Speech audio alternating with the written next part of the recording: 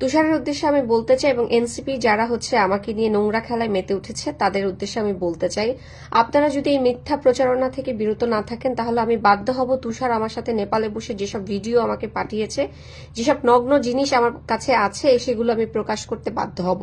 তখন কোথায় গিয়ে আপনারা প্রিটেন্ড করবেন আমি কিন্তু জানি না। আমি ওয়ার্ন করছি, আমি জনসম্মুখে চাই তুষার যেন আমাকে সরি বলে। এই যে আমি যা কিছু প্রকাশ করতেছি সেগুলো কিন্তু বানোয়াট কিছু না।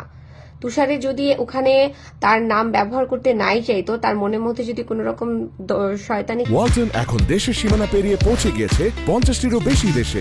ওয়ালটন, ঘরে ঘরে বিশ্বজুড়ে। চিন্তা নাই থাকতো তাহলে ওখানে সবাই জানে, বাংলাদেশের ম্যাক্সিমাম মানুষ, যে human rights activist Rezaur Rahman Lenin, তিনি আমার বড় ভাইয়ের সমতুল্য।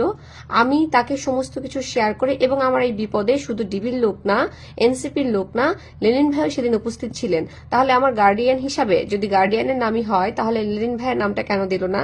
সেখানে সাদিয়া উপস্থিত ছিল, সাদিয়া নারী নেত্রী এনসিপির, তার নাম কেন দেওয়া হলো না?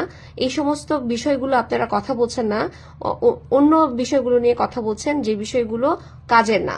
যদি আপনারা আমাকে সরি না বলেন, দুঃখ প্রকাশ না করেন, ভুল করেছেন সেটা স্বীকার না করেন, তাহলে আমি বাধ্য হব আমার কাছে তুষারের যে সমস্ত ভিডিও এবং ছবি আছে সেগুলো প্রকাশ করে দিতে।